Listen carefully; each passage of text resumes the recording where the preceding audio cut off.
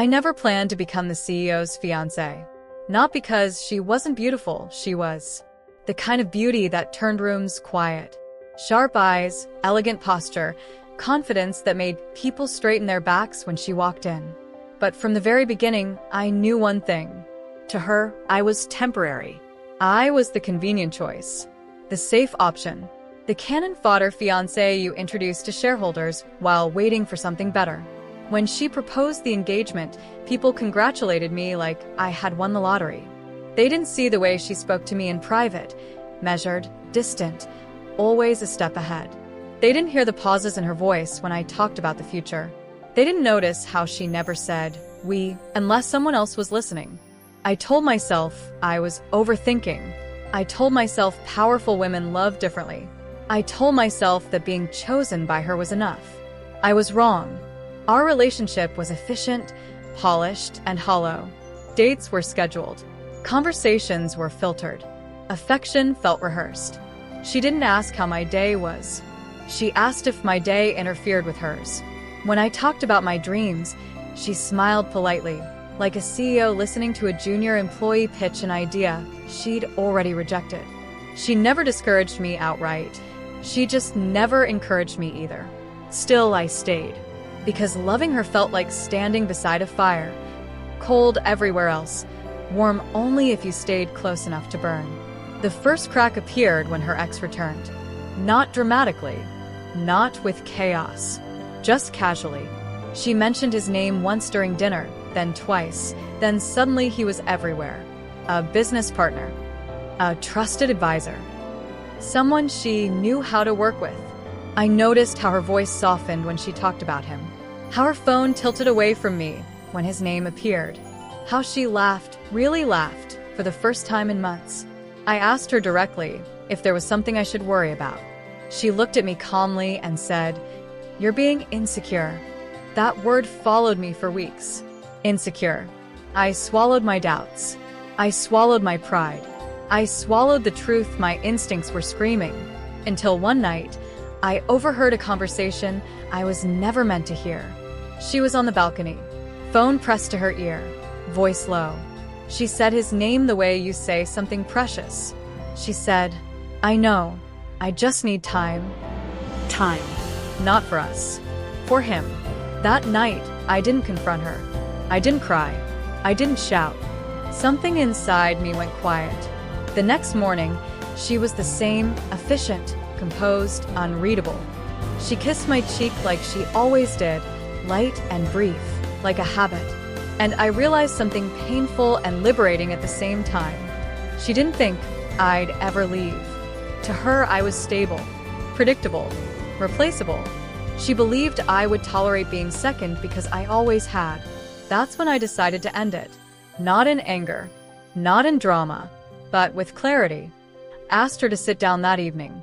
She looked annoyed, like I was interrupting something important. I told her calmly that the engagement was over. At first, she didn't react. She actually smiled, small, indulgent, like she thought I was bluffing. She said, "Let's talk about this later." I shook my head. I told her there was nothing left to discuss. That's when she froze. Not anger, not arrogance. Shock. Her eyes searched my face like she was trying to find the version of me she controlled. She asked, "Is this a joke?" I told her no. Her voice sharpened. She asked what she had done wrong. For the first time, I didn't explain. I didn't justify. I didn't beg to be understood. I just said, "I deserve to be chosen." Silence filled the room. She stood up slowly, like the floor had shifted beneath her. She said, "You're making a mistake." I smiled, not because I was confident, but because for the first time I was honest. I told her maybe I was, but it would finally be my mistake to make. She tried logic next, reminded me of her status, her influence, what I would lose. She didn't realize I had already lost myself staying. Then her tone changed. She asked if there was someone else. I laughed softly, not cruelly, just tired. I told her there didn't need to be. That answer scared her more than anything else, because she understood then. I wasn't leaving for someone better. I was leaving because I had become better. Her composure cracked. Just for a second. Her voice trembled when she said my name. She asked me to stay, not because she loved me, but because she never expected to be the one left behind. I walked out that night without looking back. The days after were strange. Quiet, empty, but peaceful. I blocked her number, returned the ring, closed that chapter completely.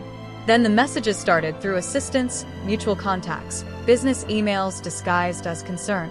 She wanted to talk. She wanted closure. She wanted clarity. What she wanted most was control. I didn't respond. Weeks passed, then months, and something unexpected happened. She started unraveling.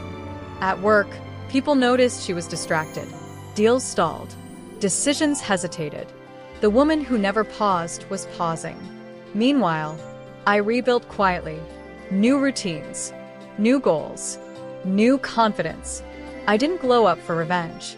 I grew up for myself. One evening, I ran into her at an event.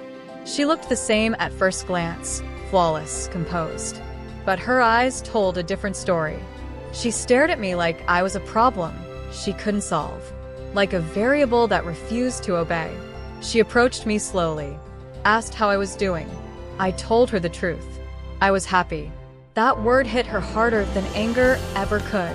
She asked if I missed her. I paused, then said no. Not harshly, just honestly. Her lips parted like she wanted to say something, anything, to regain footing.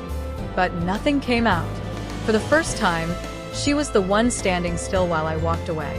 Later, I heard she tried to go back to her ex. It didn't work. People like him loved her power, not her presence. And people like me loved her presence, even when she forgot how to offer it. She thought I was cannon fodder, a placeholder, a man who would accept crumbs because he'd never tasted a full meal.